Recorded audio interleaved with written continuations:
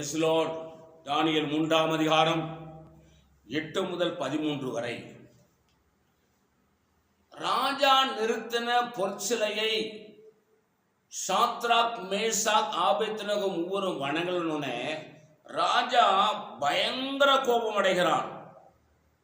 அப்பொழுது நேபுகாத்நேச்சார் உக்கிர கோபம் கொண்டு சாத்ராக்கையும் மேசாக்கையும் ஆபேத்நேகோவையும் அழைத்து கொண்டு வந்து கட்டளையிட்டான். அவர்கள் அந்த புருஷரை ராஜாவின் சமூகத்தில் கொண்டு வந்து விட்ட போது நேபுகாத்நேச்சார் அவர்களை நோக்கி, சாத்ராக் மேசாக் ஆபேத்நேகோ என்பவர்களே, நீங்கள் தேவர்களுக்கு ஆராதனை செய்யாமலும் நான் நிறுத்தின பொருட்களை பணிந்து கொள்ளாமல் இருந்தது மெய்தானா?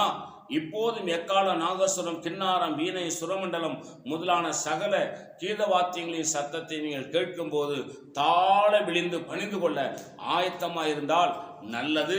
பணிந்து கொள்ளாதிருந்தானே அந்த எரிகிற அக்கினி சூளையிலே நடுவிலே போடப்படுவீர்கள். உங்களை என் கைக்கு தப்புவிக்க போகிற தேவன் யார் என்றான். எல்லாவற்றையும் அறிந்த இந்த நேபுகாத்நேச்சார் இப்ப நான் நிறுத்தின பொருட்களை நீ வணங்கல, இந்த அக்கினி சூளையில போட்டுருவேன்னு சொல்லி மிரட்டுகிறான். ஆனால் சாத்ராக் மேசாக் ஆபேத்நேகோ அவன் சத்தத்துக்கு பயப்படவில்லை.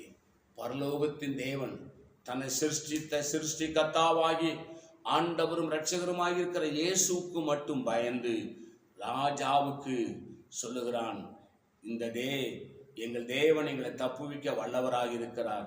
தப்புவித்தாலும் தப்புவிக்காமல் போனாலும் பரவாயில்லை, நீர் நிறுத்தின பொருட்களை நாங்கள் பணிய மாட்டோம். அல்லேலூயா. இந்த வைராகியம், இந்த பக்தி இந்த கடைசி நாட்களிலே சபைகளில் இல்லாமல் போய்விட்டது. இன்றைக்கு ஆடுவோம், பாடுவோம், கொண்டாடுவோம், இப்ப குதிகலம் கொண்டாட்டமேன்னு சொல்லி இதிலே போய்விட்டது.